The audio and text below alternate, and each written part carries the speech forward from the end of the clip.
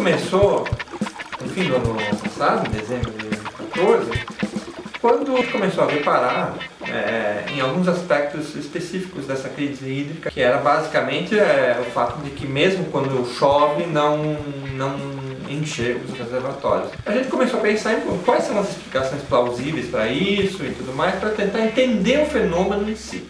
Por que é que a gente está numa situação tão ruim agora? Uma coisa muito interessante desse projeto é que nenhum de nós é da área de hidrologia de recursos hídricos, né? A gente vem de outras áreas, mas de outras áreas que também têm se perguntado sobre como os sistemas naturais funcionam. Tanto a física quanto a ecologia têm desenvolvido modelos matemáticos para descrever a dinâmica de vários sistemas naturais. E a gente percebeu que poderia contribuir para esse debate dessa perspectiva diferente, né? Que é importante pensar nessas bacias hidrográficas que provêm a água que a gente consome como um sistema que tem uma dinâmica que reage. Quer dizer, o estado em que o sistema está agora afeta a eficiência dele em prover água para a gente. Não é um mero problema de hidráulica de canos e baldes. E quanto menos água tem no reservatório, maior a dificuldade que a bacia tem de converter água de chuva em água armazenada. O que a gente descobriu com isso é que esse sistema passou por uma transição.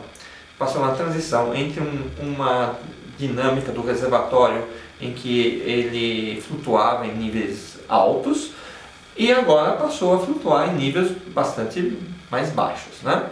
A gente conseguiu então fazer um projeto que é um projeto científico de modelagem matemática para esse tipo de fenômeno. A gente percebeu que esses modelos que a gente tinha construído e usando técnicas estatísticas um pouco mais aprimoradas, poderia servir também para se fazer projeções para o futuro. E ao invés da gente fazer o que seria o tradicional de todo cientista, que é fazer disso um artigo, a gente achou que uma das formas mais interessantes de se divulgar este tipo de resultados, como projeções para o futuro, seria colocar isso num site disponível para a sociedade, né? Não só dentro da academia. E a gente considera que isso seja uma contribuição importante para esse debate de o que afinal de contas está acontecendo com os nossos mananciais, né, com a água que a gente consome.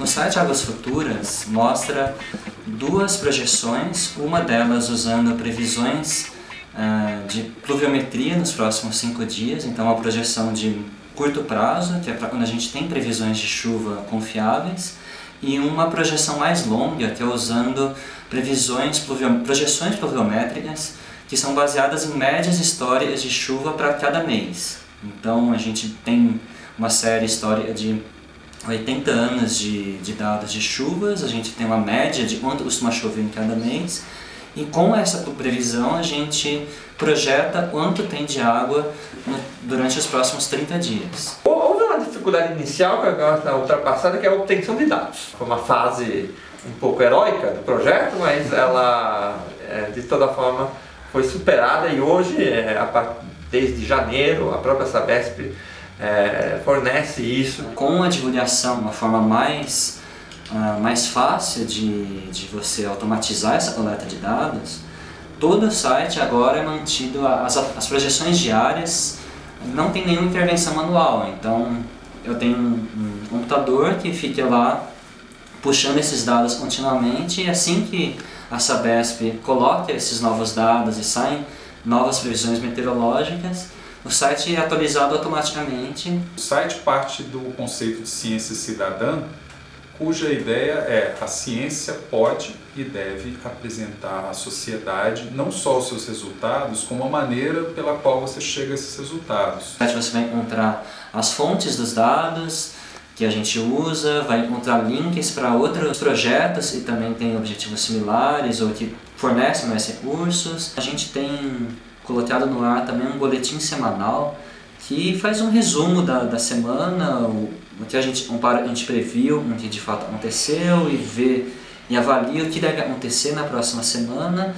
O futuro da pesquisa como um todo do site Águas Futuras, acho que tem duas vertentes aí, né? Uma primeira, que é a acadêmica, a gente está preparando produtos científicos, são artigos que você apresenta para os seus colegas na comunidade científica, em que a gente detalha o modelo, analisa as consequências que podem ser deduzidas desse modelo, que passam principalmente por entender melhor a dinâmica desses reservatórios, da perspectiva de modelos matemáticos em ecologia, e se com isso a gente pode gerir melhor os reservatórios. Então, agora a gente está então pensando em como mostrar, né, para a sociedade, como entrar em contato com os diferentes atores sociais que estão envolvidos nesse debate, para estabelecer parcerias ou para mostrar para esses atores sociais de que maneira esses resultados podem ser usados. Vale lembrar que esse projeto é feito para Cantareira porque os dados, apesar de inicialmente difíceis de serem obtidos, existem publicamente,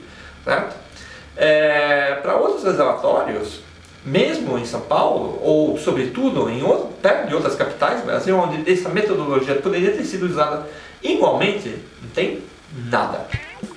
Então, isso é uma coisa que é um entrave, no sentido de que a gente poderia adaptar assim, em trocar os dados da Cantareira por dados de outros reservatórios e entender a dinâmica de outros reservatórios. No entanto, não tem nenhum dado, tá certo? Público sobre esses lugares, e é uma pena isso.